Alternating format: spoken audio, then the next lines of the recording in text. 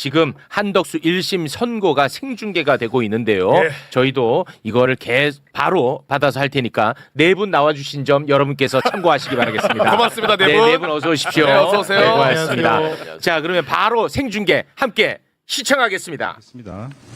네, 피고인 출석하셨습니까? 네. 특검에서 누가 나오셨나요? 네, 특별검사부 장우성, 차장검사 김정국, 검사 조현일, 윤기선, 최영욱 검사 출석했습니다. 네, 변호인께서 누가 네, 나오셨어요? 법무법인 유한해관에서 정현택, 손철, 김도엽, 고배민 변호사 출석했습니다. 아, 인사 나누고 있으니까 잠깐 저희 스튜디오. 예.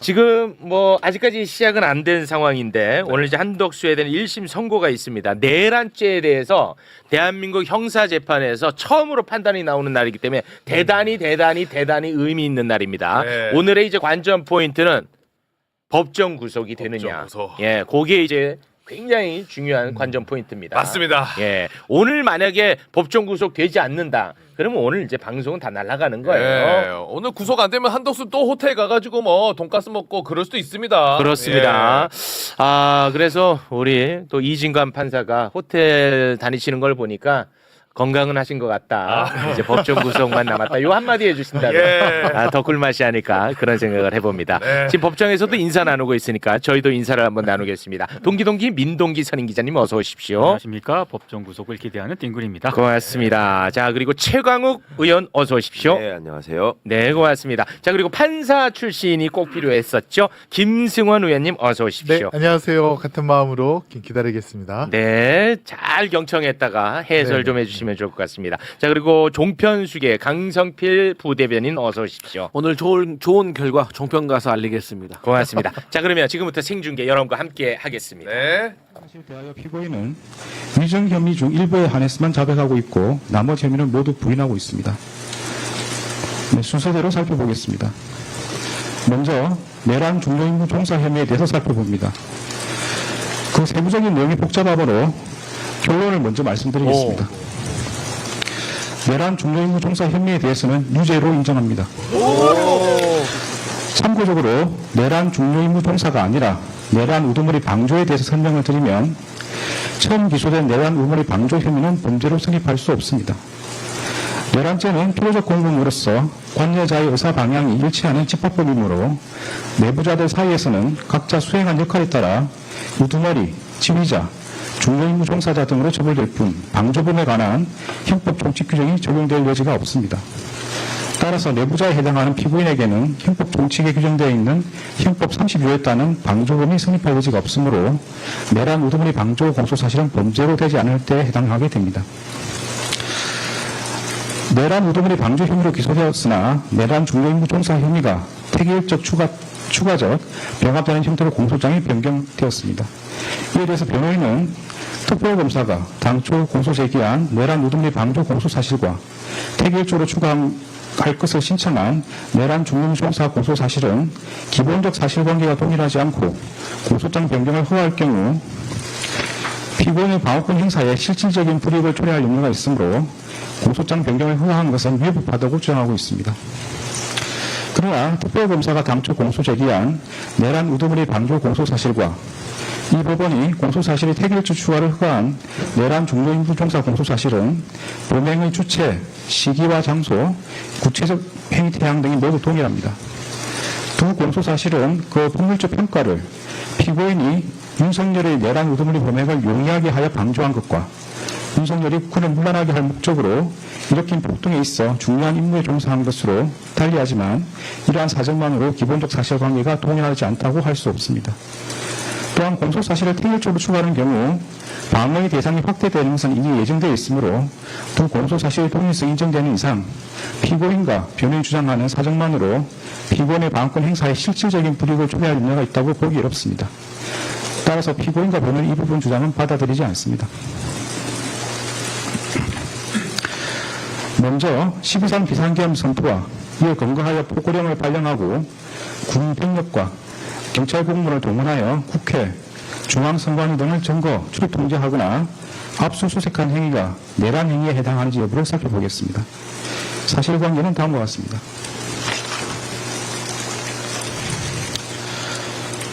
윤석열 전 대통령과 김용현 전 국방부 장관은 국회 다수당이 쟁점 법안들에 대한 단독 처리를 강행하고 형법상 간첩죄 개정에 반대하며 정권 퇴진, 탄핵 집회를 지속하고 국무위원 등 다수의 고위공직자들을 탄핵하며 정부가 추진한 주요 사업의 예산을 삭감하고 중앙선관위 부정선거 관여 의혹과 여론조사기관의 여론조작 등으로 국정 운영이 어려졌다는 이유를 내세워 비상계엄을 선포하기로 마음먹었습니다.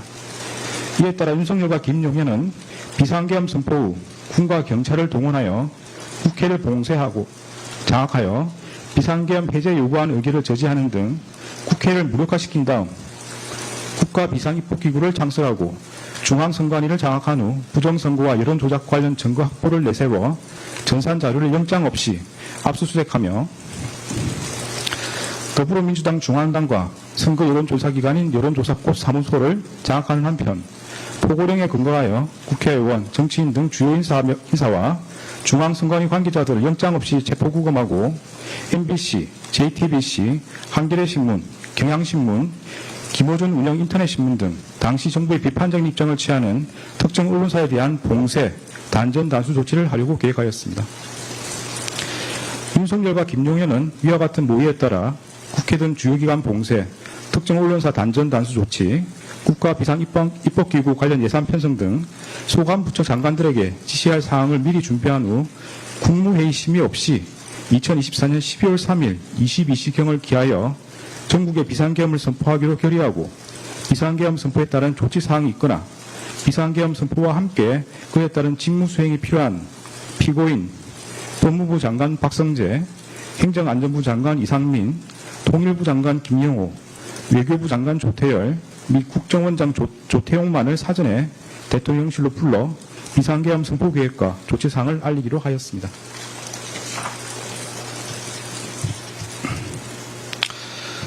이에 따라 윤석열과 김용현은 2024년 12월 3일 10시 30분경부터 20시 6분경까지 사이에 이들에게 연락하여 대통령실로 오도록 한 다음 이들에게 국회가 탄핵을 계속하고 예산을 삭감하여 국정 운영이 어렵다. 종북 좌파들을 이 상태로 놔두면 나라가 거들나고 경제든 외교든 아무것도 안 된다는 취지로 말하며 피고인에게 대국민 담화문, 계엄사령부 보고령, 비상계엄 관련 지시사항이 담긴 문건을 이상민에게 국회 등 주요기관에 대한 시간대별 봉쇄 계획과 특정 언론사 단전 단수 조치 지시가 담긴 비상계엄 관련 문건을 조태열에게 제외 공간을 통해 대외관계를 안정화시켜라는 취지로 기재된 비상계엄 관련 문건을 각각 건네주는 등 비상계엄 선포에 따른 조치사항을 지시하였습니다. 그 과정에서 윤석열은 피고인으로부터 비상계엄 선포를 위해서는 국무회의 심의라는 요건을 갖춰야 한다는 취지의 말을 듣고 국무회의 심의라는 외관 형성을 위하여 필요한 의사정족수 확보를 목적으로 대통령 비서실 제1부속실 실장 선임행정관 강의구와 수행비서 선임행정관 김정환으로 하여금 국무위원 중 일부에게만 연락하게 하였습니다. 윤석열은 국무회의 의사정족수인 11명이 모인 직후인 2024년 12월 3일 22시 16경부터 22시 18분경까지 사이에 대통령 집무실과 연결된 대접견실에서 김용현을 통해 비상계엄 선포문을 그곳에 모인 피고인과 국무위원들에게 배부하고 실질적인 심의 없이 일방적으로 비상계엄을 선포하겠다고 통보한 후 같은 날 22시 23분경 대통령실 1층 브리핑룸으로 가 대국민 담화를 발표하고 22시 27분경 비상계엄을 선포하였습니다. 계엄사령관 육군대장 박안수는 2024년 12월 3일 23시 23분경 윤석열, 김용현의 순차 지시에 따라 1. 국회와 지방의회, 정당의 활동과 정치적 결사, 집회, 시위 등 일체의 정치활동을 금한다. 2. 자유민주주의 체제를 부정하거나 전복을 기도하는 일체 행위를 금하고 가짜뉴스, 여론조작, 허위선동을 금한다. 3.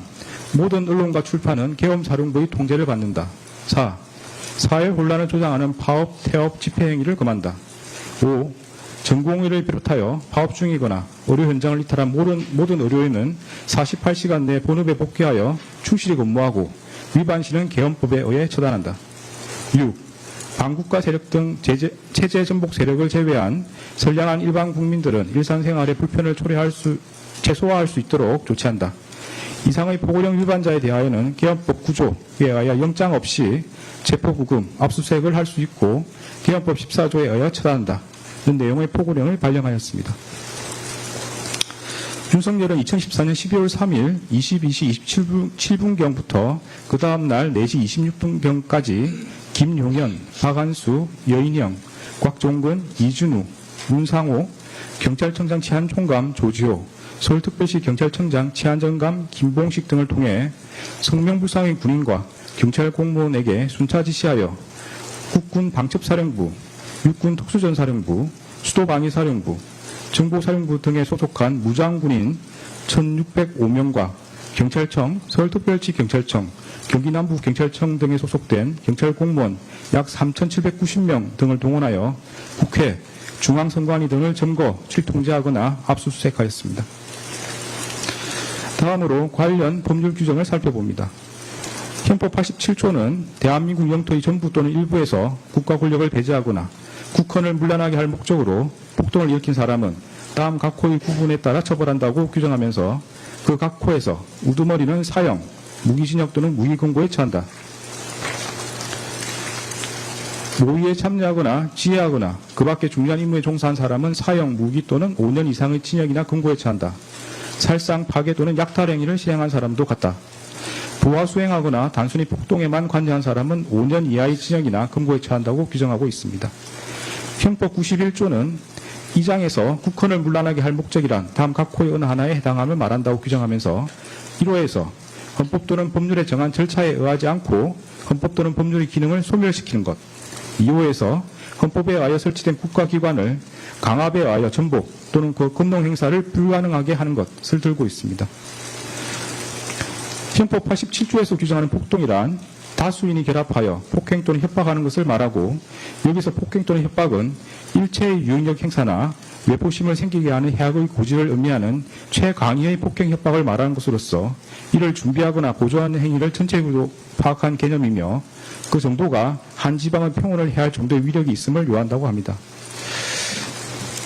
앞서 본 바와 같이 윤석열과 김용현 등은 비상계엄을 선포하고 이에 근거하여 포고령을 발령하였는데 그 포고령은 헌법과 법률에 정한 절차에 의하지 않고 헌법에 의하여 보장되는 의회, 정당제도, 영장주의를 소멸시키고 헌법에 의하여 금지되는 언론 출판에 대한 허가 금지를 시행함으로써 헌법과 법률의 기능을 소멸시키려는 목적, 즉 국헌을 문란하게 할 목적으로 발령한 것이고 또한 다수의 군병력과 경찰 공무원을 동원하여 국회, 중앙선관위 등을 점거, 출통제하는 등 다수인을 결합하여 육력을 행사하고 해악을 고지함으로써 한 지역의 평온을 해할 정도의 위력이 있는 폭동을 일으켰다고 인정됩니다. 따라 12.3 비상계엄 선포와 이에 근거하여 위헌 위법한 포고령을 발령하고 군병력 및 경찰 공무원을 동원하여 국회, 중앙선관위 등을 점거, 출입통제하는 등의 행위는 형법 87조에서 정한 내란 행위에 해당합니다. 이하에서는 12.3 내란이라고 말하겠습니다. 다음으로 내란 중요 임무 종사 행위에 대해서 보겠습니다. 윤석열이 국헌을 문란하게 할 목적으로 일으킨 폭동의 수단으로 선택한 이 사건 비상계엄 선포에 있어 피고인이 국무회의 심의라는 외관을 형성하거나 국무위원들로부터 부서를 받아 절차적 요건을 갖추는 등으로 중요한 임무에 종사한 경우에는 형법 87조 2호에서 정하는 바에 따라 처벌된다고 할 것입니다. 피고인이 구체적으로 어떠한 행위를 했는지 살펴보겠습니다. 네, 공소장에 많은 행위들이 기재되어 있으므로 먼저 결론을 말씀드리겠습니다. 중요 임무 종사로 인정되는 행위는 국무회의 심의라는 외관 형성 관련 행위, 헌법과 법률에 의하여 피고인에게 인정되는 자기 의무 위반 관련 부작위, 국무위원 부서 외관 형성 관련 행위, 주요기관 봉쇄 계획 및 특정 언론사 단전 단수 조치 관련 지시 이행 방안 논의입니다.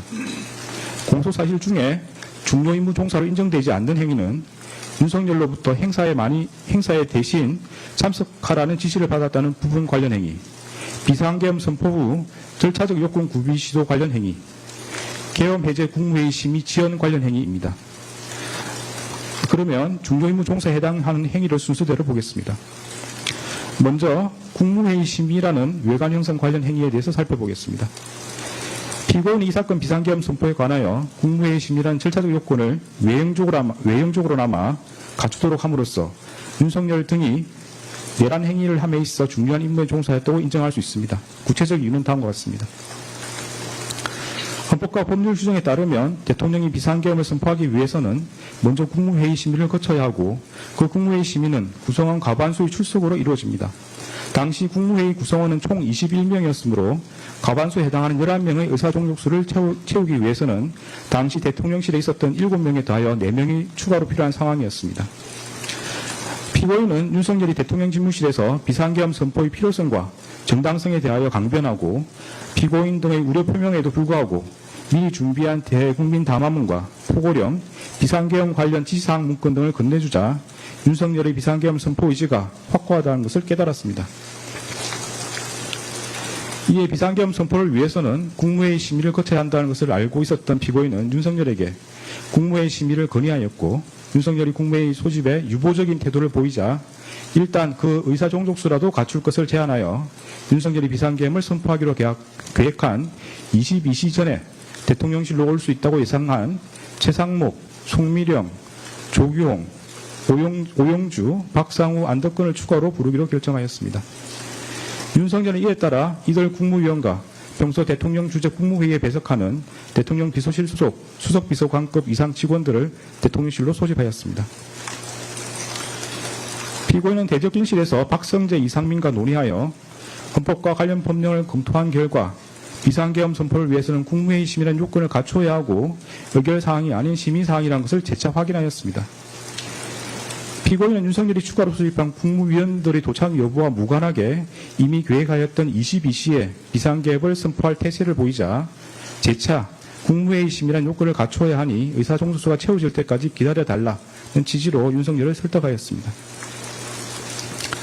김용현과 이상민은 피고인에게 손가락으로 숫자 4 또는 1을 표시하며 국무회의 의사종족수를 채우기 위해 남은 인원수를 공유하였습니다. 피고인은 농림축산식품부 장관 송미령에게 전하여 22시 전에 대통령실에 도착할 수 있는지를 확인하였고 송미령이 그 후에 도착한다는 취지로 답하자 빨리 올 것을 수차례 재촉하는 등 국무위원들의 도착 상황을 점검하였습니다. 윤석열은 피고인 등의 헌법 등 법리 검토 결과에 따라 이미 계획한 22시를 넘겨 오영주가 마지막으로 도착함으로써 국무회의 의사종족수가 갖추어진 22시 14분경 이후까지 비상계엄 선포를 연기하였고 의사종족수가 갖추어진 직후 김용현을 통해 국무위원들에게 비상계엄 선포문을 배부한 뒤에 이 사건 비상계엄을 선포하였습니다. 피고인과 변호인은 국무위원들의 뜻을 모아 윤석열의 비상계엄 선포를 만료하기 위하여 국무회의 소집을 건의하였고 비상계엄에 반대하였다고 주장합니다. 그런데 대통령실에 있는 국무회의장에는 원격 영상회의 방식으로 회의를 진행할 수 있는 장치가 갖추어져 있었으므로 피고인이 국무위원들의 뜻을 모아 비상계엄 선포를 만료하고자 하였다면 세종시 등지에 있는 국무위원들까지 모두 참석할 수 있도록 국무회의장에서 원격 영상회의 방식으로 개의할 것을 제안한 것이 합리적입니다. 그러나 피고인이 원격 영상회의 방식의 국무회의를 제안하였다고 볼 만한 아무런 자료가 없습니다. 오히려 피고인은 윤석열이 국무회의 의사종족수를 갖출 수 있는 일부 국무위원만을 선별하여 소집하는 데 관여하였고 윤석열이 그중 한 명인 기획재정부 장관 최상목에게 소집 전화를 하는 것을 지켜보았으며 피고인 스스로도 그중 한 명인 송미령에게 전화하였습니다. 특히 피고인은 송미령을 재촉하면서도 대통령실로 소집한 이유를 알려주지 않았는 바 송미령이 비상계엄 선포 관련 국무회의를 한다는 사실을 알게 되면 송미령이 대통령실로 오지 않아 의사종족수가 갖추어지지 않음으로써 윤석열이 이 사건 비상계엄을 선포하지 못하게 될 것을 우려했다고 보입니다.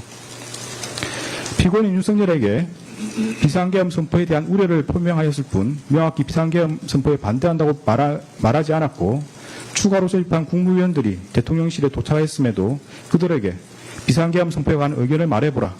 그러나 자신은 비상계엄 선포에 반대한다. 그러나 윤석열에게 반대 의사를 표시하라는 취지로 말하지 않았습니다.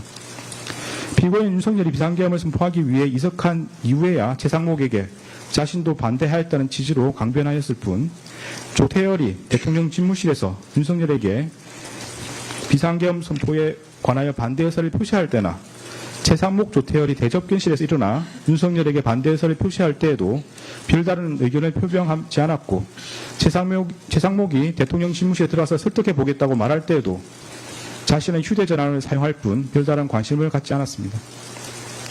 피고인은 국무회의 의사종족수가 채워져 윤석열이 비상계엄을 선포하러 나갈 때에도 윤석열을 만류하지 않았고 오히려 윤석열에게 국무회의 심의를 마쳤다는 취지로 고개를 끄덕였습니다. 피고인 김용현이 비상계엄 관련 문건이 들어있는 서류봉투를 찾으러 대접경실로 돌아왔을 때에도 김용현을 만류하지 않았고 오히려 김용현에게 그 서류봉투를 건네주었습니다. 그런데 피고인과 국무조정실장 방기선의 진술에 따르면 피고인은 평소 윤석열이 비상계엄 선포 사유로 든 국회의 탄핵소추와 예산삭감, 쟁점법안 단독처리 등이 국정 운영에 어려움을 초래하고 있다는 데 공감해왔다는 것인 바 이러한 사정까지 고려하면 당시 피고인이 별다른 반대 의사를 표명하지 않았던 것은 윤석열이 주장하는 이 사건 비상계엄 선포의 필요성과 정당성에 동의하여 그 실행을 지지했기 때문이라고 보입니다. 이러한 사정을 고려하면 피고인이 윤석열이 비상계엄 선포 의사가 확고하다는 것을 깨닫고 그 필요성과 정당성에 동의하여 이 사건 비상계엄 선포에 필요한 국무회의 심의라는 절차적 요건을 형식적으로나마 갖추도록 함으로써 윤석열 등의 내란 행위에 내란에 있어서 중요한 임무에 종사했다고 봄이 타당합니다. 다음으로 헌법과 법률에 의하여 피고인에게 인정되는 자기의무 위반 관련 부작위에 대해서 살펴보겠습니다. 피고인은 국무회의 부의장으로서 국무회의 구성원들이 전 정부적 차원에서 비상계엄 선포에 대한 자유로운 발언과 토론을 통하여 의견을 교환하거나 조정할 수 있도록 국무회의를 운영하여야 하고 그 전제로서 모든 국무회의 구성원에게 빠짐없이 소집을 통지하여야 하며 비상계엄 선포 의안 심의에 필요한 검토 의견 등을 분명히 밝혀 제출하도록 하여야 하고 국무회의 간사인 행정안전부 의정관을 참석시켜 국무회의록을 작성할 수 있도록 모든 노력을 기울여야 할 자기 의무가 있습니다. 그러나 피고인은 윤석열이 국헌을 문란하게 할 목적으로 일으킨 폭동의 수단으로서 비상계엄을 선포하려고 한다는 사정을 인식하면서 그에 필요한 국무회의 의사종족수를 갖출 수 있을 만큼의 특정 국무위원을 대통령실로 소집하는 데 관여하였습니다. 이러한 경우 피고인은 소집한 국무위원들에게 소집 사유와 국무회의 의안들을 미리 알려주어 그들이 의사종족수에 포함되지 않는 차관을 대리 출석시키는 등으로 국무회의 심의가 이루어지지 못하게 함으로써 이 사건 비상계엄 선포를 저지하였어야 할 자기 의무를 부담한다고 봄이 타당합니다.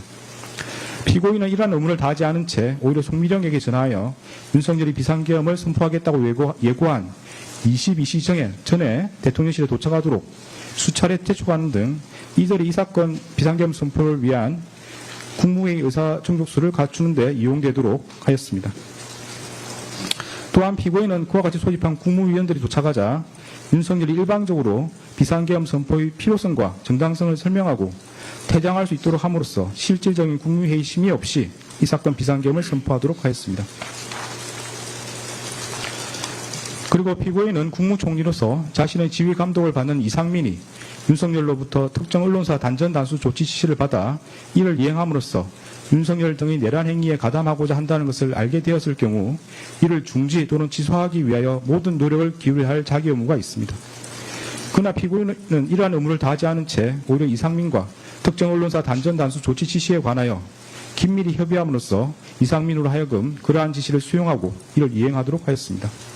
이는 피고인이 국무총리로서 부여받은 권한을 행사하지 않은 것이 구체적인 상황에서 현저하게 합리성을 잃어 사회적 타당성이 없는 경우에 해당합니다.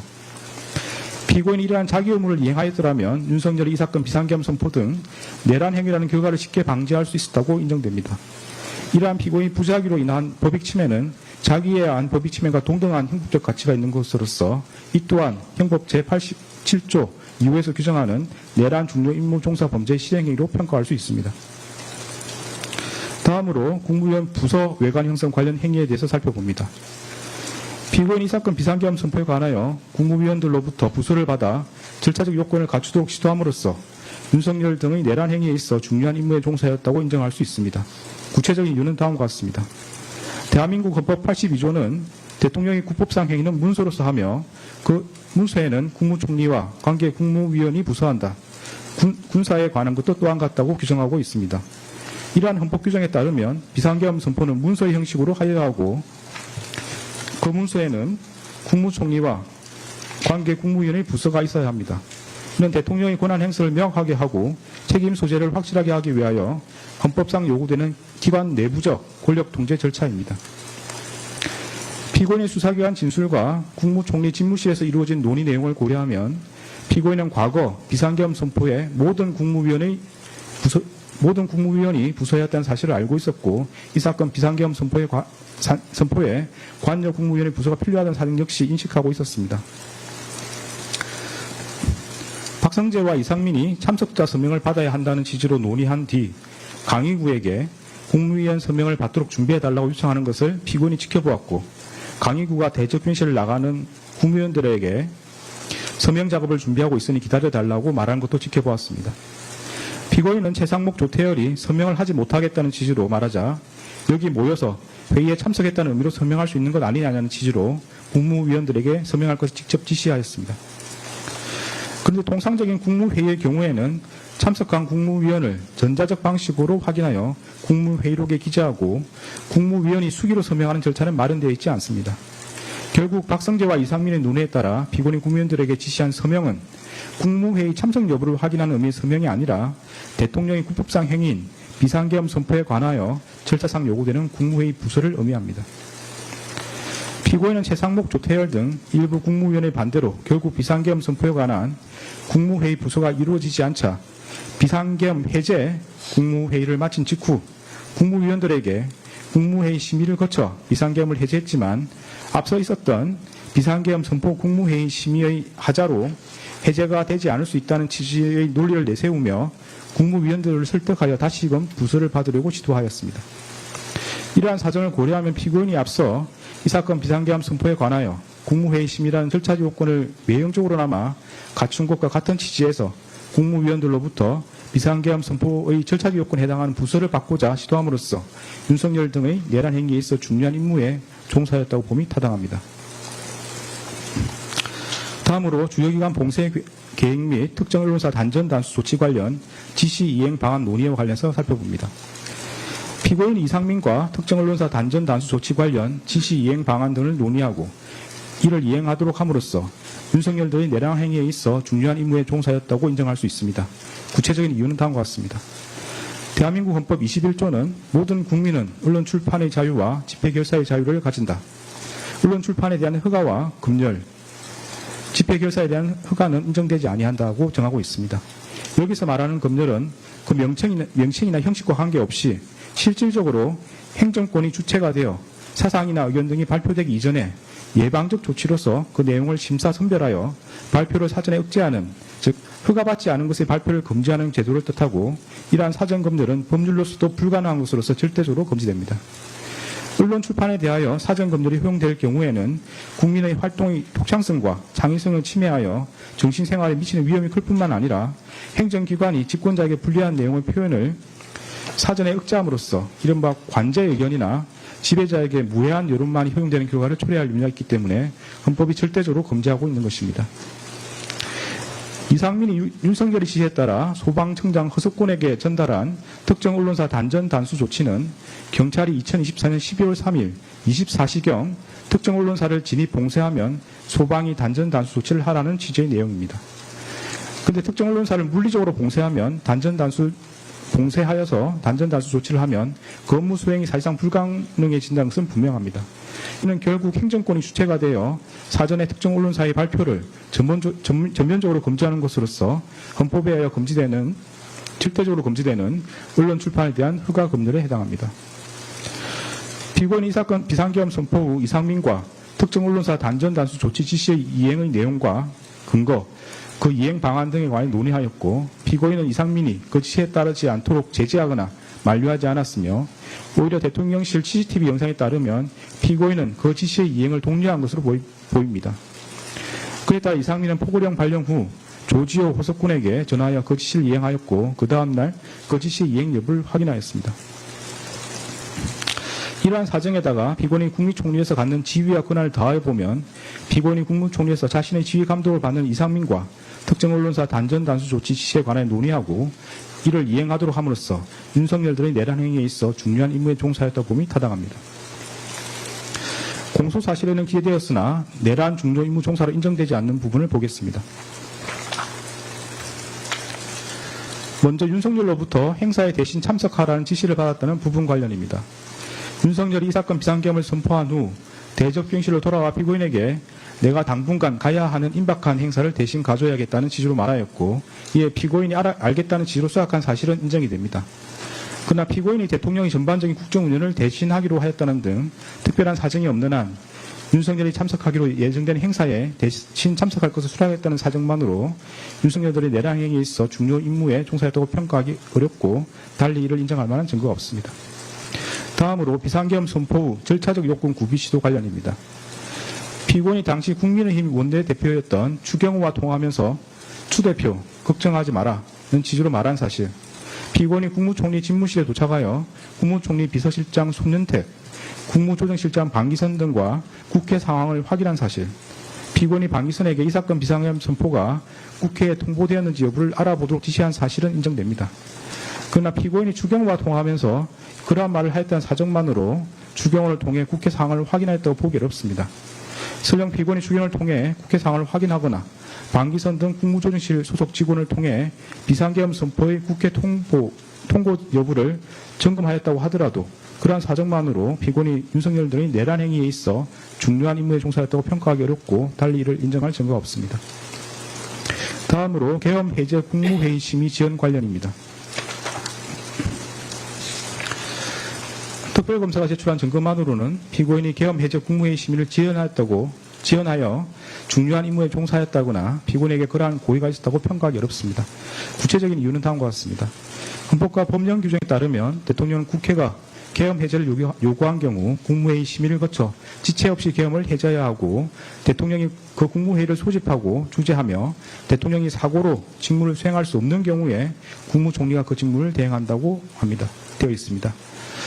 그런데 윤석열은 국회에서 비상계엄 해제 요구안이 의결된 직후인 2024년 12월 4일 1시 8분경 합동참모본부 전투통제실로 하였다가 1시 51분경 대통령 집무실로 돌아왔을 뿐, 당시 윤석열이 사고로 인하여 대통령으로서 직무를 수행할 수 없는 경우에 해당한다고 보기 어렵고, 달리 이를 인정할 자료가 없습니다. 따라서 피고인이 윤석열의 직무를 대행하여 국무회의를 소집하고 주재할 수 있었다고 보기 어렵습니다.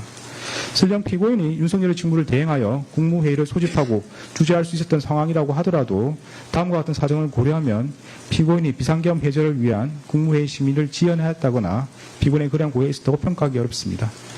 국회법 98조 1항은 국회에서 의결된 의안은 의장이 정부에 이송한다라고 규정하고 있으므로 국회에서 비상계엄 해제 요구안이 의결된 경우 국회의장이 정부에 이를 이송하여야 합니다. 피고인은 국회의장 우원식이 2024년 12월 4일 2시 1분경 대통령실과 국방부에 비상계엄 해제 요구 통지를 송부했다는 취지로 발표한 직후 대통령 비서실장 전진석으로부터 국무위원들을 소집해달라는 취지의 전화를 받았고, 그로부터 몇 분 지나지 않아 방기선을 통해 국무위원들을 대통령실로 소집하였습니다.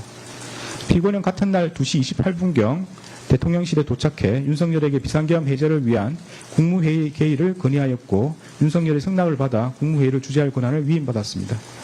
피고인이 소집한 국무위원들은 2시 35분경부터 순차로 대통령실에 도착하였고, 4시경까지도 국무회의 의사종족수가 부족하여 국무위원들을 더 기다려야 하는 상황이었습니다.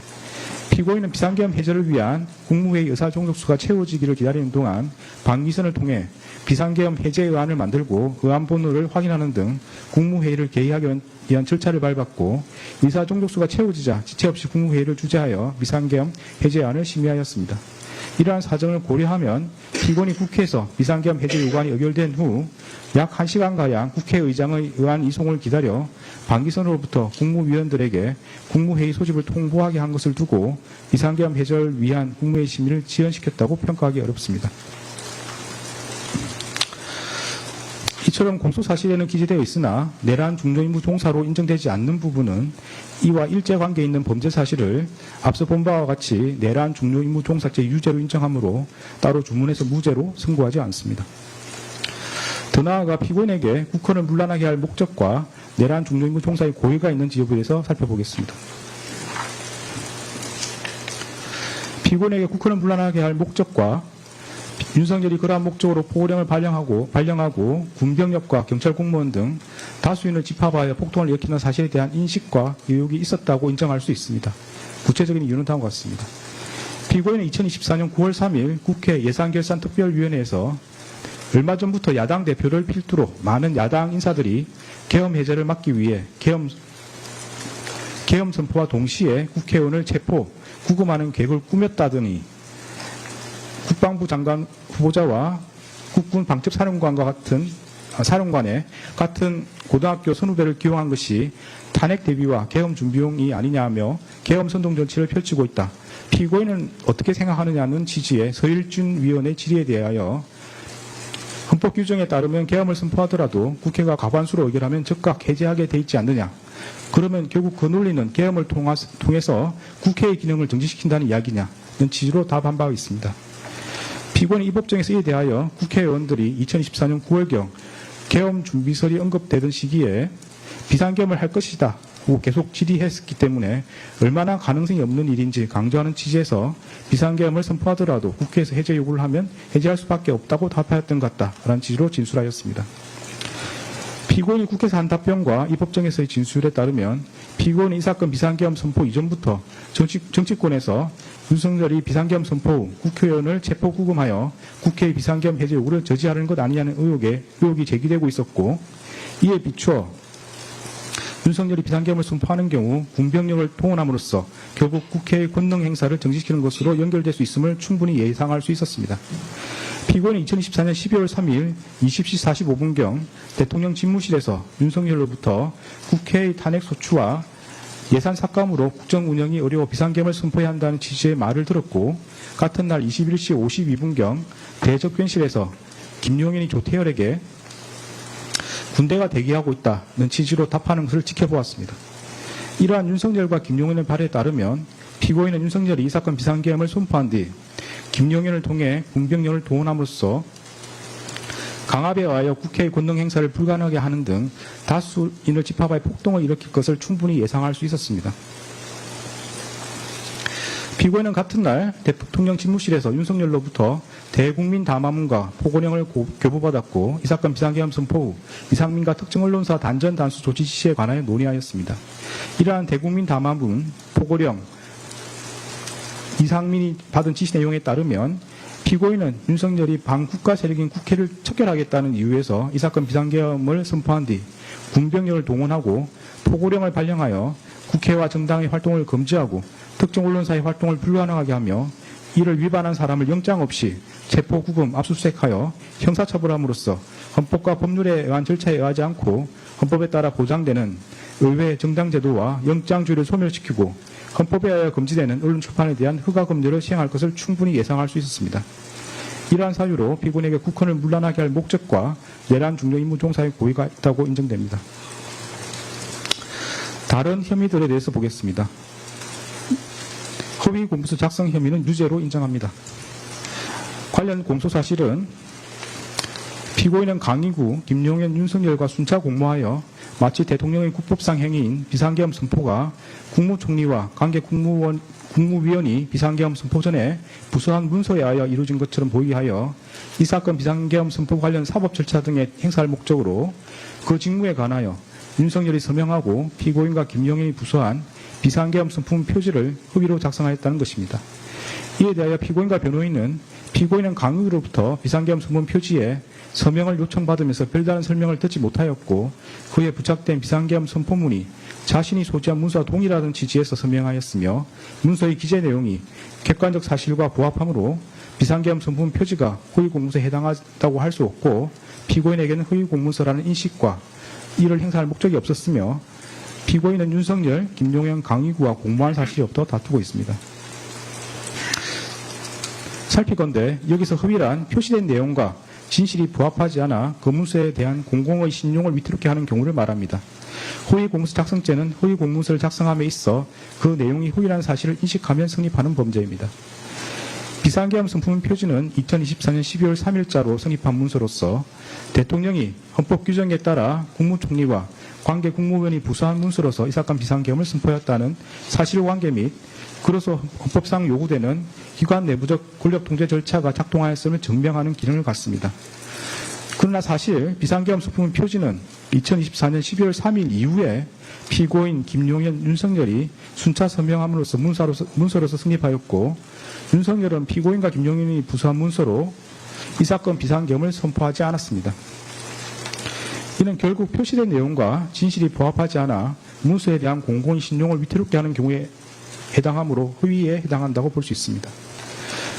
피고인 진술에 따르더라도 피고인은 강의구로부터 비상계엄 선포문 표지를 받아 자신의 서명란 외에 대통령과 국방부 장관의 서명란이 있는 것을 보았고 작성일이 2024년 12월 3일로 소급되어 기재해 있는 것을 알고 있었습니다. 강의구는 피고인으로부터 피고인에게 부서라는 요건을 갖춰야 한다. 윤석열의 서명을 받아야 하고 피고인과 김용현의 서명도 필요하다는 취지로 설명하며 서명을 요구하였고 피고인은 작성일을 소급한 문서를 작성한 것에 대해 이의를 제기하지 않았습니다. 그 후에 피고인은 강의구에게 나중에 작성된 게 알려지면 괜한 논란이 될 수 있겠다. 문서가 없더라도 국무회의 실체는 있지 않느냐고 말하며 폐기를 요구하였습니다.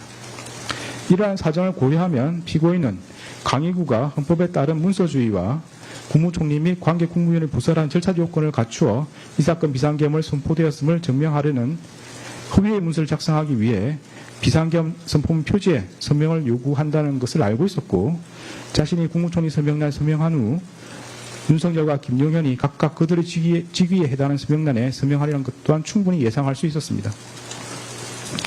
나아가 피고인은 강의구 등이 추구한 목적으로 비상계엄 선포문 표지를 사용함으로써 작성일을 소급한 문서를 허위로 작성한 것이 알려지면 논란이 되리라는 것도 인식하고 있었습니다. 결국 피고인은 윤석열, 김용현, 강의구와 순차적 암묵적으로 공모하여 각각 자신의 직위에 해당하는 서명란을 서명함으로써 공동하여 허위 공문서를 작성하였고 피고인에게 허위 공문서라는 인식과 이를 행사할 목적이 있었다고 봄이 타당합니다.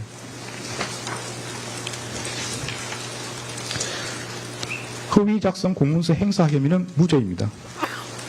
관련 공소사실은 피고인은 윤석열, 강의구, 김용현과 공모하여 허위로 작성한 공문서인 윤석열이 서명하고 피고인과 김용현이 부서한 비상계엄 선포문 표지를 건물 옆 대통령 비서실 부속실에 보관하는 방법으로 행사하였다는 것입니다. 그런데 문서의 행사란 위조된 문서를 진정한 문서인 것처럼 그 문서의 효용 방법에 따라 이를 사용하는 것을 말합니다. 강의구는 피고인, 김용현, 윤석열로부터 차례로 서명을 받은 비상계엄 선포문 표지를 관련 절차에 따라 문서관리대장에 철하는 등으로 비치한 것이 아니라 자신의 사무실 서랍에 보관한 것으로 보입니다. 특별검사가 제출한 증거만으로는 강의구가 비상계엄 선포문 표지를 그 효용 방법에 따라 사용했다고 보기 어렵고 달리 이를 인정할 증거가 없습니다. 이 부분 공소사실은 범죄사실의 증명이 없는 때에 해당하므로 형사소송법 325조 9단에 따라 무죄를 선고합니다. 대통령 기록물 관리에 관한 법률 위반, 공용서류 손상 혐의는 유죄로 인정이 됩니다. 관련 공소사실은 피고인은 2024년 12월 8일 강의구에게 전하여 사후에 문서를 만들었다는 것이 알려지면 또 다른 논쟁을 낳을 수 있으니 내가 서명한 것을 없었던 것으로 하자는 취지로 말하면서 허위로 작성된 윤석열이 서명하고 피고인과 김용현이 부수한 비상계엄 선포문 표지를 폐기해 줄 것을 요청하였고 윤석열은 2014년 12월 10일 서울 용산구 소재 대통령 관저에서 강의구로부터 위와 같은 피고인의 말을 보고받고 강의구에게 총리의 뜻이 그렇다면 그렇게 하라는 취지로 말하여 그 문서를 폐기할 것을 승인하였으며 이에 강의구는 그 무렵 이와 같은 피고인의 요청과 윤석열의 승인을 받아 대통령 비서실 부속실에 보관하고 있던 그 문서를 세 단계에 넣어 파쇄하는 방법으로 폐기함으로써 피고인은 강의구 윤석열과 순차 공모하여 무단으로 대통령 기록물인 비상계엄 선포문 표지를 손상함과 동시에 공무소인 대통령실에서 사용하는 수료인 같은 문서를 손상하였다는 겁니다.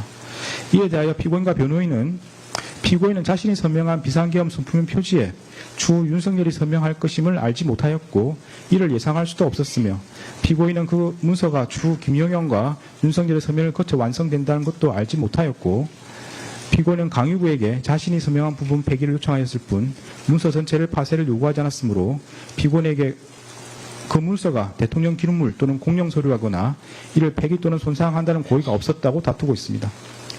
먼저 비상계엄 선품 표지는 대통령 기록물 및 공영수로에 해당한다고 인정됩니다. 구체적인 이유는 다음과 같습니다. 대통령이 비상계엄을 선포하려는 경우 문서로서 하여야 하고 그 문서에는 국무총리와 관계 국무위원인 국방부 장관이 부사해야 합니다. 비상계엄 선품 표지는 대통령의 직무수행이 비상계엄 선포와 관련한 기록물에 해당하고 국무총리와 관계 국무위원이 부사하고 대통령이 서명함으로써 대통령의 국법상 행위에 대한 문서주의 원칙을 실현하는 기능을 합니다. 이러한 사정을 고려하면 비상계엄 선품 표지에 피고인과 김용현이 부사하고 윤석열이 서명하는 것은 결재권자의 결재에 해당하므로 이로써 공문서로 성립하고 그에 따라 대통령 기록물로 생산되었다고 할 수 있습니다. 이와 같이 비상계엄 선품 표지가 공문서로 성립되어 대통령 기록물로 생산되었고 대통령실에서 사용할 목적으로 보관되어 있었던 이상 정식 절차를 밟아 접수 편철되었는지 등과 관계없이 공문서에서 사용하는 서류에 해당한다고 봄이 타당합니다. 다음으로 피고인에게 비상계엄 선품 표지가 대통령 기록물 및 공영 서류에 해당한다는 사실과 이를 손상한다는 인식이 있었다고 인정됩니다. 구체적인 내용은 다음과 같습니다. 피고인은 자신이 국무총리 서명란에 서명한 후 윤석열과 김용현이 각각 그들 지위에 해당하는 서명란에 서명함으로써 비상계엄 선품 표지가 대통령 기록물이자 공영 서류로 성립하려는 사정을 충분히 예상할 수 있었습니다. 피고인은 강유 등이 주 비상계엄 선품 표지를 사용하려는 것을 인식하면서 그로 인해 발생한 논란을 우려하여 검문서 폐기를 요구하기도 하였습니다. 피고인은 자신이 서명한 부분을 특정하지 않은 채 비상계엄 선품 표지의 폐기를 요구하였고 달리 피고인이 강의부에게 대통령 기록물법 등 관련 법령에 따른 절차를 거쳐 폐기할 것을 요구하였다고 볼 자료도 없습니다. 위정 혐의는 모두 유죄로 인정됩니다. 위정 공소 사실에 대하여 피고인과 변호인은 2024년 12월 3일 대통령실에서 특별한 문건을 받은 사실이 없고 김용현이 이상민에게 문건을 건네주는 것을 보지 못했으며 헌법재판소에서 기억하는 바에 따라 지출하였으므로 위정이 아니라고 다투고 있습니다. 먼저 피고인이 헌법재판소에서 대통령실에서 특별한 문건을 받은 사실이 없다는 취지로 증언한 것은 기억에 반한 진술이라고 인정이 됩니다. 구체적인 이유는 다음과 같습니다. 피고인은 2024년 12월 3일 대통령 집무실에서 대국민 담화문, 포고령과 비상계엄 관련 지시사항 문건을 교부받았고 그중 비상계엄 관련 지시사항 문건은 상위 안주머니에 나머지는 하위 뒷주머니에 넣고 대접견실을 떠났습니다. 피고인은 그 다음날 대접견실로 돌아올 때에는 하위 뒷주머니에 문건을 소지하고 있지 않았습니다. 이러한 사정을 고려하면 피고인이 대통령실에서 나와 국무총리 집무실에 들렀을 때 그러한 문건을 꺼내놓았던 것으로 보입니다. 피고인의 진술에 따르더라도 피고인은 국무총리 집무실에 문건을 꺼내놓고 며칠 뒤에 조태열이 받은 재해공간 관련 지시사항 문건 등을 살펴보았음에도 특별한 내용이 아니어서 폐기하였다는 것입니다. 여기에 국무총리 비서실 공보실장 김수의 진술을 더하여보면 피고인은 하위 뒷주머니와 상위 안주머니에 가져간 문건을 단순히 국무총리 집무실에서 문서 세줄기에 넣어서 폐기한 것이 아니라 외부로 가지고 나와 별도의 방법으로 폐기하거나 또는 아직 보관하고 있는 것으로 보입니다. 이처럼 피고인은 국무총리 집무실에 들러 자신이 받은 문건을 꺼내놓고 며칠 뒤에 문건을 살펴보아 특별한 내용인지 여부를 판단한 다음 외부로 가지고 나와 그 폐기 또는 보관 여부를 결정하였습니다. 피고인은 그로부터 약 3개월이 지나 헌법재판소에서 대통령실에서 특별한 문건을 받은 사실이 없다는 취지로 전하였습니다. 피고인과 변호인은 피고인은 비상계엄이란 급박한 상황에서 많은 자료들을 보며 다수의 사람들과 대화하였기에 당시 상황을 하나하나 모두 기억하기 어려웠고 일부 기억은 혼재되었기도 하였다. 피고인이 헌법재판소에서 정언하는 것은 비상계엄 선포 이후 3개월이 지난 시점에서 이루어진 것이어서 피고인이 그 당시 상황을 모두 기억하며 정언하기란 현실적으로 매우 어려웠다는 취지로 주장하고 있습니다. 그러나 피고인은 기억이 정확하지 않다는 등으로 진술을 유보하지 않은 채 단정적으로 문건을 받은 사실이 없다는 취지로 진술하였습니다. 여기에 기록에 나타난 피고인의 학력, 경력, 사회적 지위 등 재반 사정을 더하여 보면 피고인이 불과 약 3개월 만에 대통령실에서 대국민 담화문, 포고령, 비상계엄 관련 지시사항 문건, 비상계엄 선포문을 받은 기억을 기억하지 못하였다는 취지의 주장은 도저히 수긍하기 어렵습니다. 다음으로 피고인이 헌법재판소에서 김용현이 이상민에게 문건을 건네주는 것을 보지 못했다는 취지로 정언한 것도 기억에 반하는 진술이라고 인정됩니다. 피고인은 김용현이 2024년 12월 3일 22시 16분경 강의구를 통해 복사한 비상계엄 선포문을 피고인 이상민, 송미령 등에게 나누어 주는 것과 이상민이 같은 날 22시 43분경 대접견실 탁자 위에 놓여 있던 비상계엄 선포문 등 문건을 한데 모아두는 것을 모두 지켜보았습니다. 피고인은 대접견실에서 이상민과 대화를 마친 후 그 문건 더미를 하의 뒷주머니에 집어넣어 가지고 나왔고 별도의 방법으로 폐기하였거나 아직 보관하고 있는 것으로 보입니다. 피고인은 기억이 정확하지 않다는 등으로 진술을 유보하지 않은 채 단정적으로 보지 못했다는 취지로 진술하였습니다. 여기에 기록에 나타난 피고인의 학력, 경력 등 재반 사정을 고려하면 피고인이 불과 3개월 만에 김용인, 이상민에게 비상계엄 선포문을 나누어 준 사실을 기억하지 못하였다는 취지의 주장은 수긍하기 어렵습니다. 네, 유무죄에 대한 설명을 마치고 양형에 대해서 보도록 하겠습니다.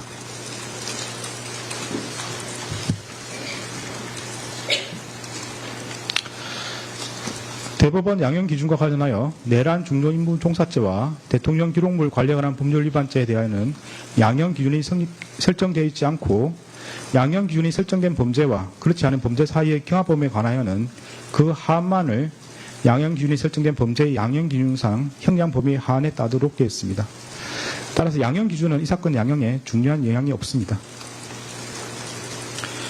양형 사유를 구체적으로 살펴보겠습니다. 피고인은 1970년 6월경 공무원으로 임용된 이래 약 50년 동안 외교통상부 통상교섭본부장, 국무조정실장, 경제부총리 겸 재정경제부 장관, 국무총리 등으로 재직하면서 다수의 훈장과 포장을 받았습니다. 피고인 윤석열 등의 내란 행위에 관하여 사전에 모의하거나 실행행위를 지휘하는 등 보다 적극적으로 가담하였다고 볼 자료는 없습니다. 피고인은 국회에서 비상계엄 해제 요구안이 의결되자 이 사건 비상계엄을 해제하기 위한 국무회의를 소집 주재하였고 그에 따라 비상계엄이 약 6시간 만에 해제되었습니다. 피고인은 현재 만 79세의 고령임에도 벌금형을 포함하여 아무런 형사처벌을 받은 전력이 없습니다. 피고인은 최근에 이르러 경도 인지장애와 우울증을 진단받아 그에 대한 치료가 필요하고 피고인의 배우자는 독립적인 고등이 어려워 피고인의 돌봄과 간호가 필요하다는 내용의 관련 자료가 재판부에 제출된 바는 있습니다. 그러나 이러한 사정이 있더라도 다음과 같은 점을 고려하면 피고인에게 엄한 처벌을 하는 것이 타당하다고 보입니다. 윤석열이 2024년 12월 3일 비상계엄을 선포하고 이에 근거하여 헌법에 따라 보장되는 의회, 정당 제도 등을 부인하는 내용의 위헌 위법한 포고령을 발령하며 군 병력과 경찰 공무원을 동원하여 국회 중앙선관위 등을 점거, 출입 통제하거나 압수수색한 행위는 앞서 본 바와 같이 형법 87조에서 정하는 내란 행위에 해당합니다. 이러한 12.3 내란은 국민이 선출한 권력자인 윤석열 전 대통령과 그 추정 세력에 의한 것으로서 성격상 위로부터의 내란에 해당하는데 이러한 형태의 내란은 이른바 친위 구테타라고도 불립니다. 세계사적으로 살펴보면 이러한 친위 구테타는 많은 경우 성공하여 권력자는 독재자가 되었고 국민의 생명과 재산과 같은 기본권은 본질적으로 침해되었으며 국가의 경제와 외교는 심각한 타격을 받았고 독재자의 권력이 약해지는 시기가 되면 내전과 같은 전쟁이나 정치투쟁으로 국가와 사회 전반이 회복하기 어려운 혼란에 빠진 사례를 많이 볼 수 있습니다. 12.3 내란은 이러한 위로부터의 내란에 해당되는 점에서 그 위험성의 정도가 아래로부터의 내란과 비교할 수 없습니다. 왜냐하면 무엇보다도 국민이 선출한 권력자가 헌법과 법률을 경시하고 이를 위반하는 내란 행위를 함으로써 국민이 가진 민주주의와 법치주의에 대한 신전 자체를 뿌리채 흔들기 때문입니다. 현재 우리 주위에는 민주적 기본 질서에 대한 중대한 침해가 있거나 이를 파괴하려는 시도가 있고 이미 유효한 구제수단이 남아있지 않는 그러한 극단적인 상황에서나 논의되는 저항권을 평상시 아무렇지도 않게 주장하는 사람들, 헌법과 법률에 정한 바 없어 위헌 위법한 주장에 불과한 계몽적 계엄, 잠정적 계엄, 경고성 계엄을 당연하다고 주장하는 사람들, 지난 2025년 1월 19일 발생한 서울 서부지방법 폭동사건과 같이 자신의 정치적인 입장을 위해서는 헌법과 법률을 쉽사리 위반할 수 있고 그 과정에서 다른 사람의 피해를 줄 수 있는 상황이 당연하다고 생각하는 사람들, 민주주의의 근본이 되는 선거제도를 정당한 근거 없이 부정하는 사람들이 있습니다. 12.3 내란은 이와 같이 잘못된 주장이나 생각을 양산하거나 그 상태를 더욱 심각하게 만들었습니다. 이러한 점에서 아래로부터의 내란에 해당하는 기존 내란 사건에 관한 대법원 판결들은 위로부터의 내란에 가담한 피고인에 대한 형을 정함에 있어 기준으로 삼을 수 없습니다. 그리고 기존 내란 사건이 발생했던 시기와 12.3 내란이 발생한 시기에 대한민국의 국제적인 위상은 비교할 수 없을 정도로 차이가 납니다. 현재 대한민국은 세계적으로 선진국으로 인정받고 있고 이에 따라 국제무역과 국제정치 등에 있어서 그 위상도 기존과 비교할 수 없습니다. 이러한 대한민국에서 친위 국태다가 발생했다는 사실로 인하여 생긴 경제적, 정치적 충격은 기존 내란 행위와는 비교할 수 없을 정도에 이른다고 보입니다. 이러한 점에서도 기존 내란 사건에 관한 대법원 판결들은 피고인에 대한 형을 정함에 있어 기준이 될 수 없습니다.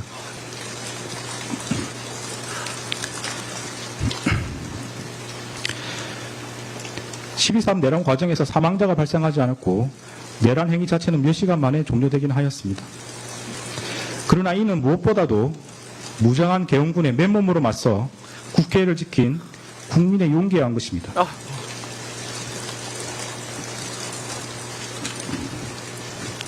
이에 더하여 이러한 국민의 저항을 바탕으로 신속히 국회에 진입하여 비상계엄 해제 요구안을 의결한 일부 정치인들의 노력, 대한민국 역사에 있었던 내란의 암울한 기억을 상기하면서 위법한 지시와 명령에 저항하거나 혹은 어쩔 수 없이 이를 따르더라도 소극적으로 참여한 일부 군인과 경찰 공무원의 행동에 의한 것입니다.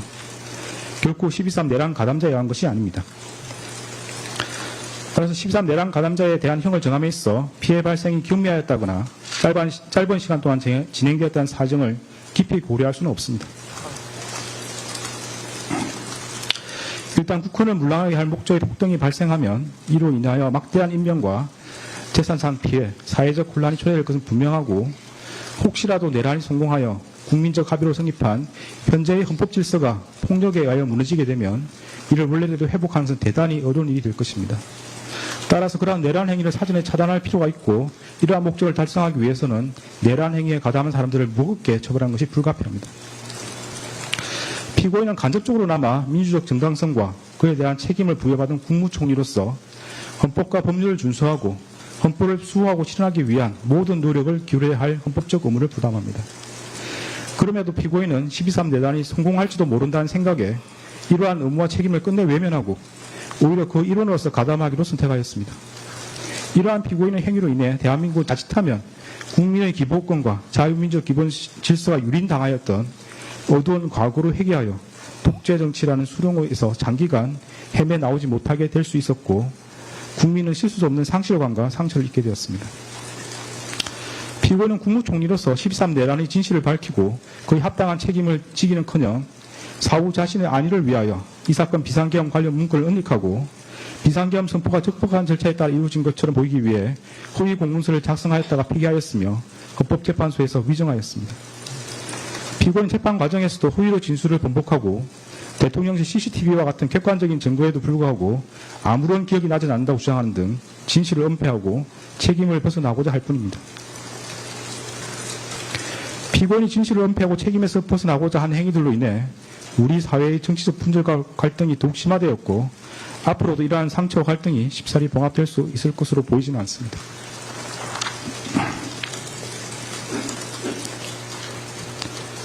피고인은 제2회 공판기일에서 12.3 내란에 관하여 여러 가지 법적인 검토가 필요하여 공개적으로 제지하지 못했다는 취지로만 진술하였다가 이 법원의 요구에 따라 내란 중요인무 종사 공소사실이 택일조로 추가되고 대통령실 CCTV 영상 재생 및 정인신문 등 증거조사를 거쳐 자신의 범죄 사실이 탄로나 형사처벌의 기로에 서자 마지못해 최후 진술에 이르렀어야 국민이 겪은 고통과 혼란에 대해 가슴 깊이 죄송스럽게 생각한다는 취지로 진술하였지만 그 사과의 진정성을 인정하기 어렵습니다. 달리 피고인이 진지하게 반성하고 있다거나 자신의 범죄 행위로 인하여 국가와 국민이 입은 피해를 회복시키기 위한 어떠한 노력을 하였다고 볼 아무런 자료가 없습니다. 이러한 점과 그 밖의 양해 조건이 되는 여러 사정을 종합적으로 고려하여 주문과 같이 형을 정합니다.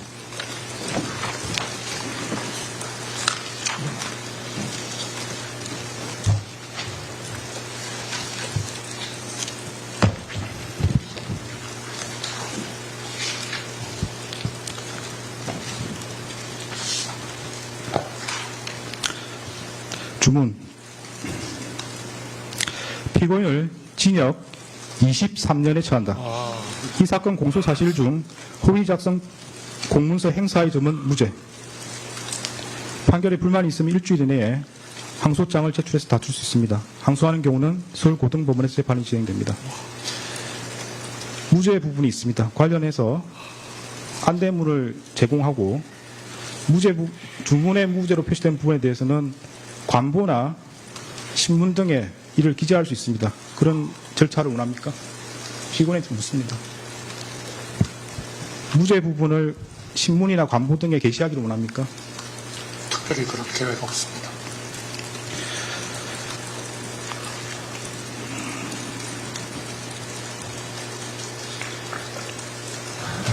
네, 관련 규정에 따라서 보상 안내물을 교부합니다.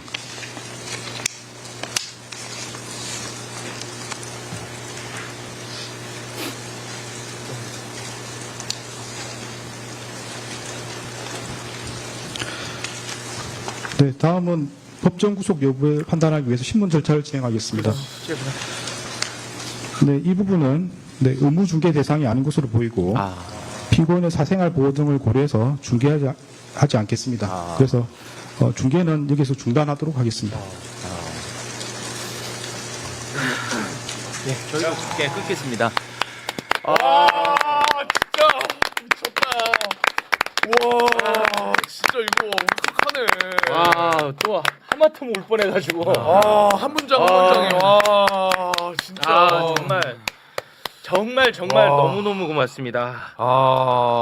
다시 한번 진짜 너무 감사하다는 말씀 드리고 싶고, 내란과 관련해서 이제 첫 형사 재판의 판단이 나오게 됐는데, 네, 친위 쿠데타가 더 엄하다. 그렇죠.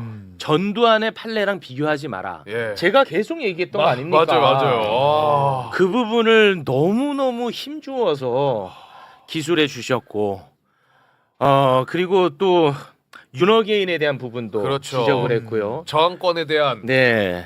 그리고 서부지법 폭동에 대해서도 맞아요. 지적을 해주고, 정말 그동안의 내란에 대해서 대한민국 사법부가 얼마나 가벼이 생각하고 있는지, 거기에 대해서 우리가 가장 아쉬웠고 가장 속상했는데, 그 부분들에 대해서 너무나 명확하게 정리를 해준 점, 진짜. 저는 그 부분이 너무너무 감사해서 울컥했습니다. 맞아요. 자, 같이 하셨던 분들은 어떻게 보셨는지 일단 의견을 좀 들어보겠습니다. 지금 79세잖아요. 네. 그리고 다 살고 나면 102살이네. 102살. 예. 네. 이제 저게 구형 때 제가 15년 구형한 거에 대해서 많이 아쉬움을 표현하셨잖아요. 네, 맞습니다. 그때 제가 저게 하한선이 될 것이다라고 말씀을 드린 적이 있었는데 그 일반적인 예상을 뛰어넘는 중형을 선고한 네. 거. 그다음에 거기다 더해서 이번 판결의 가장 그 뭐랄까 특징적이고 중요한 점은 처음으로 헌법 정신에 비춰서 판결을 했다는 거예요. 예. 그 동안에 그 백대현 부장이 이유는 뭐 곽수산 씨 표현처럼 무기징역에 해당하는 이유를 쭉 설명한 다음에 그 뭐 징역 몇 년이었죠? 5년. 이거 선고한 거에 대해서 많이들 황당해 하셨잖아요. 그러니까 그런 것들의 이유가 헌법 질서, 헌법적 차원에서 얼마나 위중하고 중대한 범죄를 중요한 위치에서 저질렀는지 그거를 수호해야 될 책임이 있는 사람이 그거를 외면하는 걸 넘어서서 파괴하려고 적극적으로 나갔다는 거. 이런 점에 대한 고려가 없었기 때문에 그따위 형을 선고한 건데 이번에는 그거를 이제 확실하게 헌법적 관점에서 볼 때 어떻게 보는 것이 타당하고 국민들에게 어떤 뭐랄까 의미를 또 환호를 전달 이렇게 받을 수 있는 것인지 이런 거를 보여주는 판결인 것 같아서 반갑습니다. 예. 진짜 그동안에 진짜 사법부 인식 때문에 제가 진짜 너무너무 힘들었거든요. 정말 역사적인 판결이 아닌가 싶고요.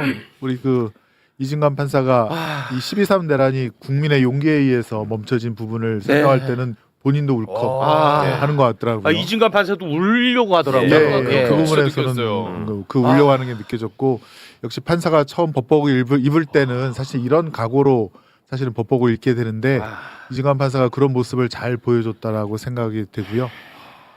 너무 진짜 좀 감격스럽고, 일단 백대현 판사가 근데 윤석열이 주장하는 그 공수처 수사의 위법성이라든가 서부지법 체포의 체포영장의 불법성에 대해서 아니야라고 명확하게 얘기했다면 체포영장 발부에 대해서 그렇습니다. 네. 이번 이징환 판사는 12.3일 당연히 이건 내란에 그렇습니다. 해당한다라고 네. 형사법정에서 명확하게 그렇습니다. 선고를 해줘서 네. 헌법재판소의 그 헌법 의무 위반에 이은 사법부의 판단은 윤석열의 그런 죄를 단죄해야 된다. 그렇습니다. 명확한 판결이어서 이제 2월 19일 지기현 판사 때문에 사실은 좀 저희가 걱정되는 걱정을 부분이 했었죠. 있었는데 네. 같은 서울중앙법원 형사합의부 재판장들이 약 90%는 네.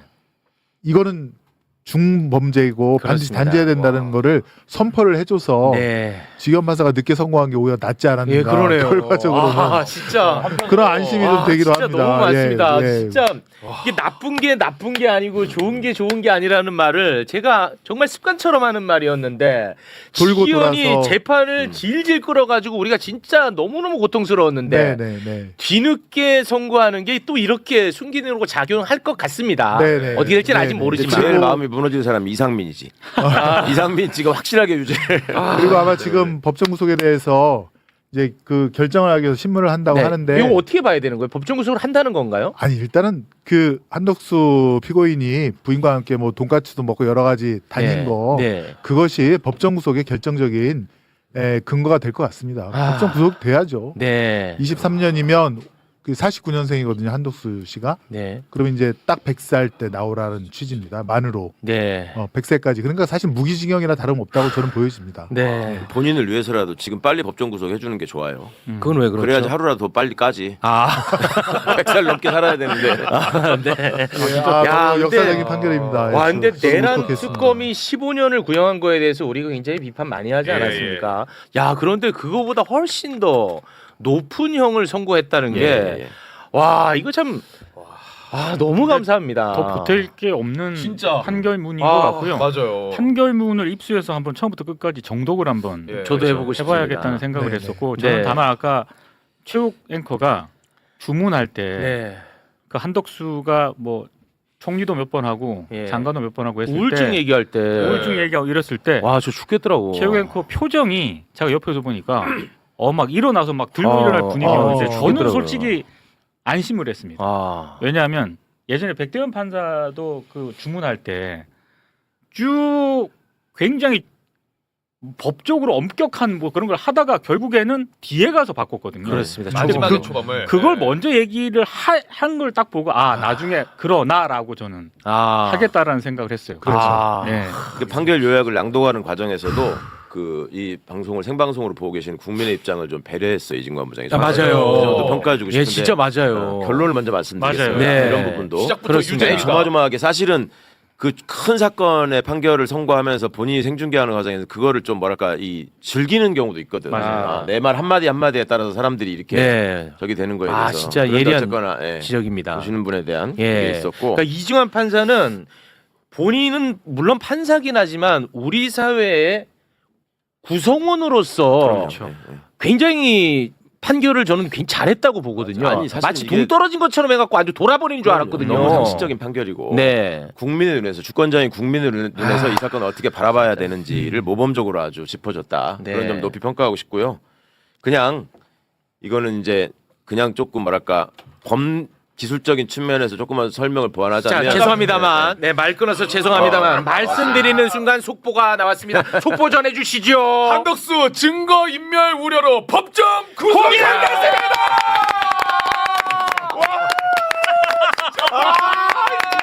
진짜. 와, 이진과 뭡니까 이진과 판사 진짜 왜 이렇게 정말 그러면 이렇게 빨리 할 거면 그냥 중계해주지. 와, 진짜 소름 이진과 끼친다. 판사 뭐야 진짜 왜 이렇게 감동 줘? 와, 진짜 사실 미친다. 끝까지 절차를 지킨 거지. 이것도 끝까지 트집 잡히지 않게 하기 위해서 법정 구속을 위한 신문을 별도로 이렇게 저기를 한다는 것도 이례적인 거잖아요. 네, 그렇게 네. 해서 뭐 피고인 사생활이나 이런 걸 위해서 예, 중계를 예. 중단하는 이런 것들도 맞습니다. 최대한 예.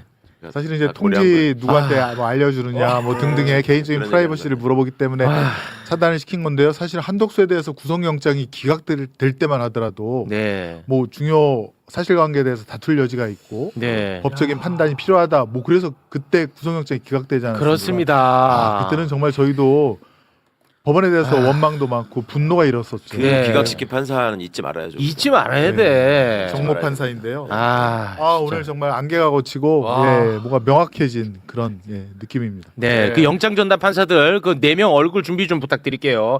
그때 우리가 엄청나게 비판했을 때 넥타이 매고 마치 본인이 중립적인 것처럼 하고 돌아다니는 사람이 사법부를 또 공격한다고 나 같은 사람을 강성으로 몰아붙였어요. 그렇죠. 그러니까 사법부가 국민의 주권으로부터 위임받은 권한을 행사한다는 인식이 없이 이거는 하늘 위에서 너네들을 내려다보는 신성한 사람들인데 왜 말이 많아 이런 식의 생각을 하고 있는 사람이 여전히 있어요. 네. 이거 확실하게 좀 바로 잡혀야 되고 이게 영장 기각 이후에 이제 첫 길 시작되면서 공소장 변경을 요구했잖아요. 네. 그때도 사실 좀 걱정한 공소장 분들이 변경. 있었어요. 그게 진짜 신의 한 수였어. 내란 우두머리 방조를 내란 주요 임무 종사로 변경해라. 네. 근데 이제 이게 사실은 특검 입장을 조금 이제 그 변호를 해준다면 이런 점은 있을 수 있어요. 그러니까 법리적으로는 좀 무리한 일이라고 그때부터도 얘기했잖아요. 내란 우두머리 방조가 뭐냐. 그렇게 그냥 우리가 하면 비판했는데. 되지. 네. 근데 이제 형량으로 따져보면 내란 우두머리는 아시다시피 사형하고 무기징역 무기 금고밖에 없잖아요. 그거에 방조가 되면 그 법률상 감경 사유가 돼서 우리 저 김승호는 더 잘 아시겠지만 사형을 감경할 때는 징역 30년 이상 50년 이하 그리고 무기징역이나 무기금고 요렇게 하한선이 30년이에요. 네네. 그때도 그런 얘기가 30년, 있었죠. 30년. 네. 무기로 할 때는 10년, 10년부터 50년 네. 이렇게 되거든요. 네, 그런 그때도 건데 그 이제 얘기 방조가 되면 5년 이상이니까. 근데 그런 점들을 양형에서 혹시 뭘 저 고려해가지고 뭘 낮춰주는 거 아니냐는 걱정이 일부 있었는데 네. 완전히 불식시켰죠. 그렇습니다. 야, 또 한 번 우리 그 방송이 그래도 틀리지 않았던 걸 또 확인받아가지고 맞아요. 너무 감사하다. 제가 계속 그 얘기를 했었거든요.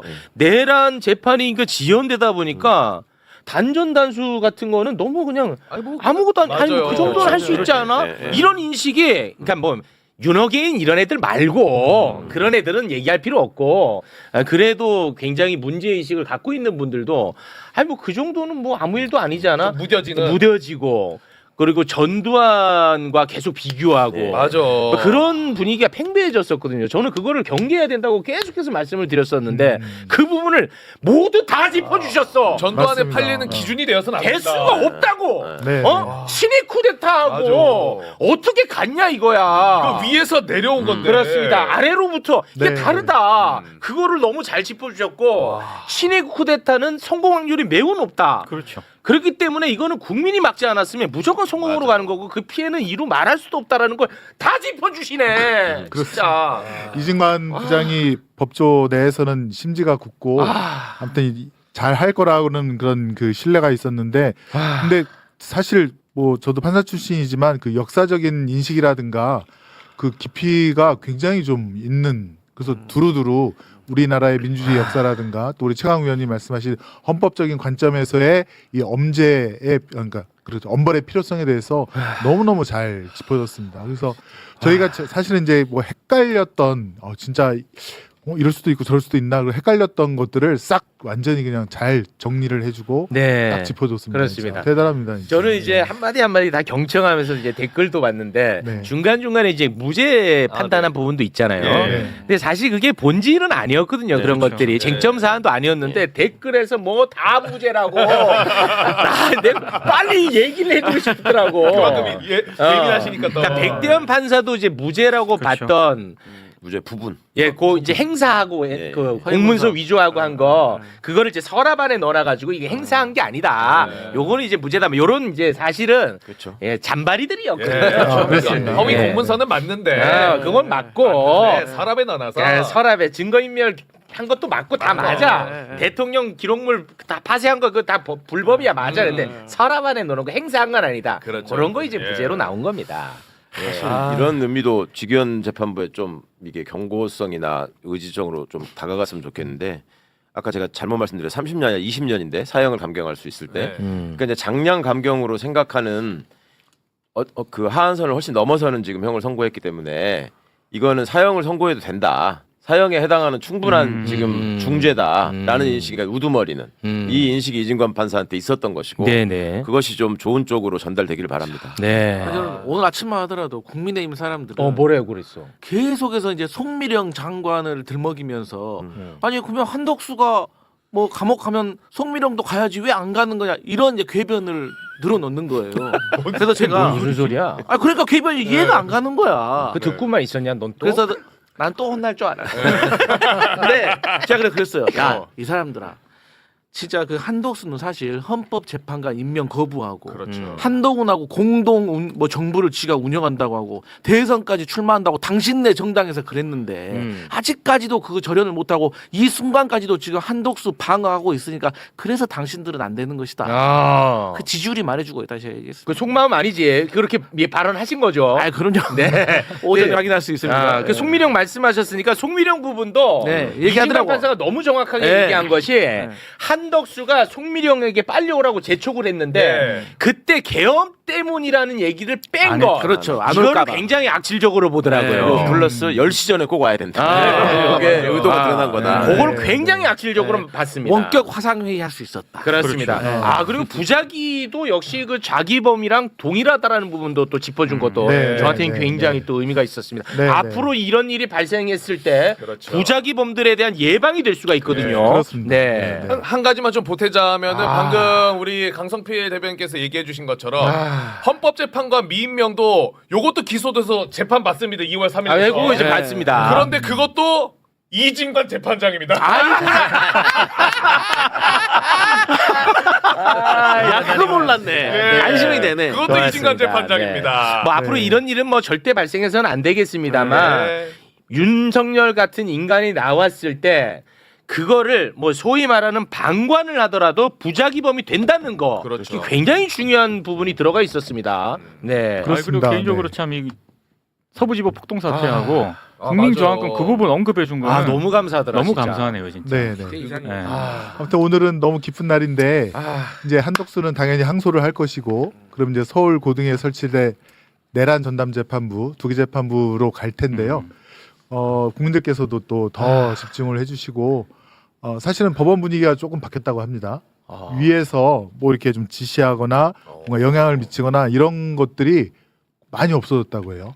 네, 제가 판사 회의할 때 분위기가 그렇다고 합니다. 와. 그러니까 매불쇼에서 이런 옳은 목소리를 외치니까 법원에서도 지금 긴장을 하고 있는 건 아닌가. 국회에서 열심히 해주셨기 때문이죠. 예, 그런 생각이 듭니다. 그래서 네. 아무튼 그래도 서울 고등 내란 전담 재판부가 어떻게 구성이 되고 또 어떤 평을 받는 판사들이 이 재판을 담당할지도 네. 지금 저희가 계속해서 지켜봐야 될 것 같습니다. 아 진짜 너무 큰 위로가 아니, 되네요. 중요한, 중요한 부분 짚어주셨어요. 지금 우리가 이례적으로 판결에 담겼는데 굉장히 중요하다고 얘기한 부분들 있잖아요.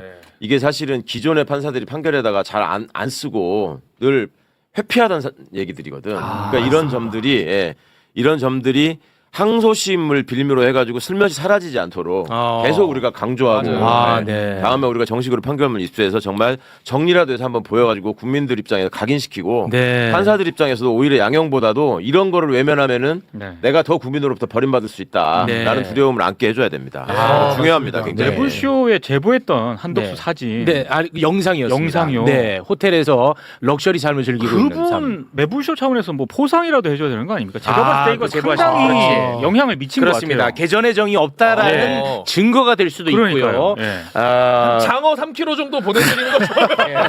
그리고 일상이 불편하지 않다라는 거. 그렇죠. 건강에 대한 증명이 될 수도 네네. 있는 굉장히 중요한 자료였습니다. 아까 의사의 뭐 경도 인지장애, 예. 우울증이 있다는 진단서가 들어오면 네. 사실 판사는 좀 영향을 받거든요. 아. 근데 그 영상을 뭐 보도가 되지 않았습니까? 보도가 많이 됐어요. 판사가 진단서가 이건 허위거나 과장이거나. 네. 부인이 거동이 불편해서 돌봐야 되니까 구속하면 안 그 된다 이 부분도. 말인데 둘이 다니면서 그건 이제 돈가스가 해결해줬고요. 부부는. 돈가스. 됐어. 네. 호텔 좋아하더니 마지막까지 아주 잘했어요. 한덕수에게 박수를 야 진짜 위로가 된다. 정말 맨날 댓글에서 내가 정말 괴롭고 고통스럽고 힘 빠지는 게 니들끼리 맞아요. 백날 떠들어봐라. 변하는 게 있냐. 국회의원들 일들 좀 해라 하는데 이런 것들이 쌓이면서 그렇죠. 결국은 해냅니다. 진짜 맞습니다. 효능감.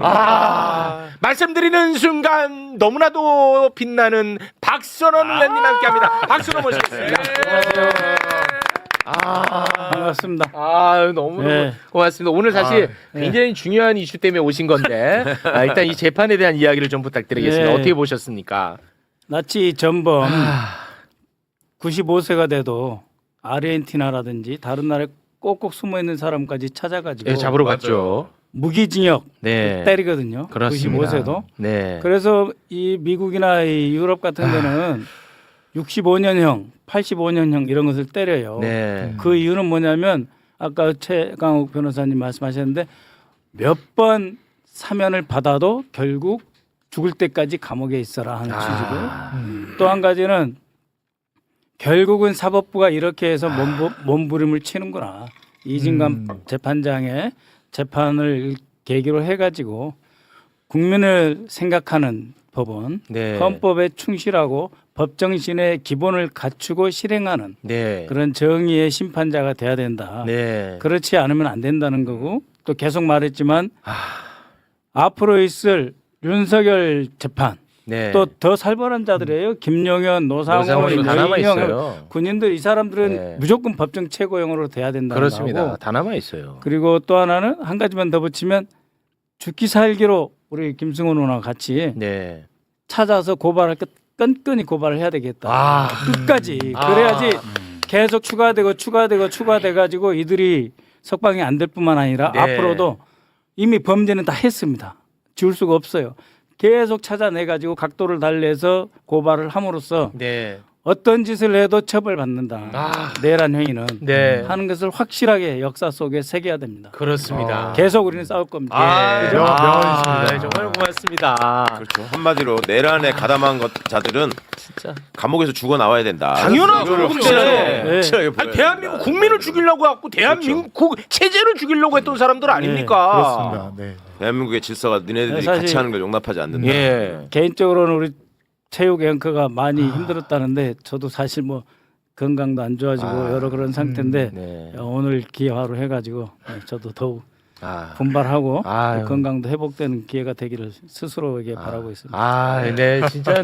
너무너무 멋진 와, 활약을 정말, 해주셨습니다. 네, 감사합니다. 자, 우리가 이제 이런 정상적인 판결이 나올 때마다 내란은 내란대로 가지만 내란 청산을 방해했던 세력들도 우리가 잊어서는 안 돼요. 그렇죠. 이런 한덕수, 지금 박지, 이런 한덕수를 풀어주라고 한 놈들이 존재합니다. 그렇죠. 얼굴 보고 가겠습니다. 자, 짝짝 소개. 영장 전담 판사 4인방입니다. 먼저 짝짝 소개. 한덕수 구속 영장 기각시킨 정재우, 정재욱이, 박성재 구속 영장 기각시킨 박정호, 박정호, 윤석열 체포 영장 기각시킨 이정재, 이정재, 박성재 두 번째 구속 영장 또 기각시킨 남세진. 남세진. 예, 잊지 말아야 됩니다. 아, 근데 지금도요 내란 전담 영장 판사에 대해서는 사법부가 움직이지 않고 있는 것으로 제가 알고 있거든요. 네. 네, 그 아직도 논의 중이라고 알고 있고요. 예. 2차 회의를 한다고 합니다. 네. 그 2차 특검, 2차 종합특검, 그다음에 내란 전담 재판부 생각을 하면은 저 영장 전담 판사들은 바뀌어야 됩니다. 그렇습니다. 이 뭡니까 이거 지금? 바뀌어야 됩니다. 저 사람들이 무슨 뭐 아수라 백작처럼 앞에 지켜가지고 모든 네. 악은 내가 때려잡는 게 아니라 보호한다라고 하는 네, 그렇게 돼가지고 대한민국 법정의가 살겠어요. 그렇습니다. 이게 되게 중요한 것이 지금 법원의 저 미온적인 입장을 보면 이 판사들이 자기의 자리에서 권한을 행사하는데 거기에 대해서 자꾸 압력을 넣는 거는 사법부 독립을 훼손하는 거다라는 식의 반응을 보이고 있어요. 결론을 가지고 왈가왈부하지 마라 이런 식의 얘기를 네. 하고 있다고요. 네. 근데 근본적으로 지금 저 사람들이 그 비판을 받는 이유는 민주당 의원들이나 민주당 지지자들을 마음 상하게 했다 이런 차원에서 비판하는 게 아니에요. 네. 헌법이 부여하고 있는 법관의 사명을 외면하고 있는 걸로 보이기 때문에 그렇습니다. 비판을 하는 거라고요. 네. 헌법에서 맞습니다. 헌법 질서를 수호하라고 하는데 헌법 질서를 파괴하려고 하는 자들에 대해서 아니 너네 바깥에 나가서 돌아다니면서 내가 보기에는 죄가 될지 안 될지 이거 따져봐야 되는데 이따위 소리를 하고 있기 때문에 지금 화가 나는 건데 그렇습니다. 본질을 호도하지 않기를 바랍니다. 네. 분명히 명시돼 있죠. 법과 양심에 따라 독립적으로 네. 판결한다. 네. 우리 국민이 원하는 것은 무슨 법대로 해라. 네. 양심대로 해라. 네. 그다음에 조의대 명령 받고 하지 말아라. 예. 네. 그 세 가지만 지켜달라는 거예요. 법과 네. 양심에 따라 독립적으로 판결한다. 그렇습니다. 그것만 해달라는 거지 더 이상 바라는 거 없어요. 그렇습니다. 그런데 이런 다시 한번 얼굴 좀 보여주십시오. 이런 말도 안 되는 판단을 한 판사를 비판하면 강성으로 몰아붙여 버린다니까요. 예.